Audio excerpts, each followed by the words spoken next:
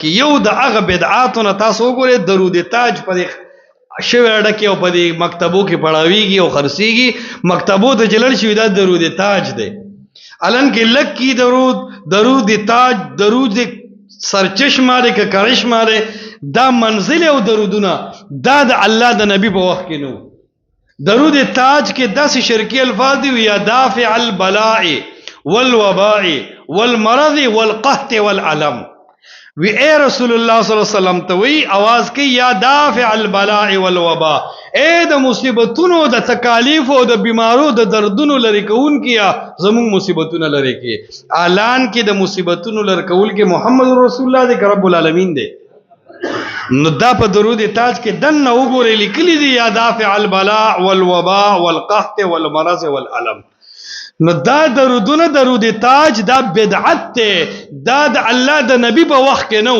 دا درود تاج د صحابه په جبر دی وینا نه ده ثابت دا درود تاج دا د سلف صالحین په جبه باندې نو د الله نبی نه صحابه تاسو کوي چې اې د الله نبی څنګه درود در باندې وایو د الله نبی ورته وی اللهم صل علی محمد وعلى آل محمد كما صليت على ابراهيم وعلى آل ابراهيم انك حميد مجيد الى الاخر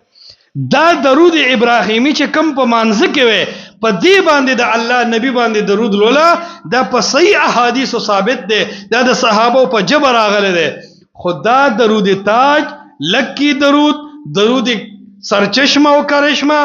دا درودونه او د جنازې دا درود چې کما صلیتا وسلمتا ورحمتا دا غيو بوډاوي چې دا رستم ته او ترحم ته ول درودونه دا د الله نبی نه دی ویلي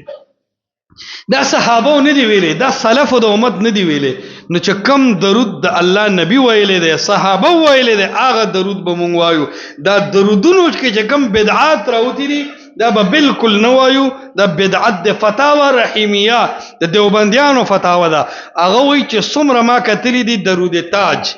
وای دا ما د صحابه په دور کې د تابعین وسین کړه بعد یې درود مارکیټ آیا ډیر رستو دا درود مارکیټ ته راغلی دا خو سره لاس کی سفر کې خلک ځان سره ګرځي دا منزل دی او دا درود تاج دی او دا لکی درود دی د دې ثبوت نشته د دې خو د ثواب ته مپرې د الټه په دې ګناګاریږي بس د درود د پاره الله یو پیغمبر را لېګل او محمد رسول الله صلی الله علیه وسلم هغه چې کوم ویلي دی هغه وای نور د بدعي درودونه نه ځان کلار کی نو ما عرض دا کو چې بدعات څومره عملونو تراغلي دي یا عقیدو تراغلی دی د مسلمانانو ذمہ داری د خپل عقیده قدر داده چې د دین شرک لري کا د عقیده قدر داده چې دین بدعت لري کا او د عمل تنقیح او توضیح داده چې د عمل نه د بدعت لري شي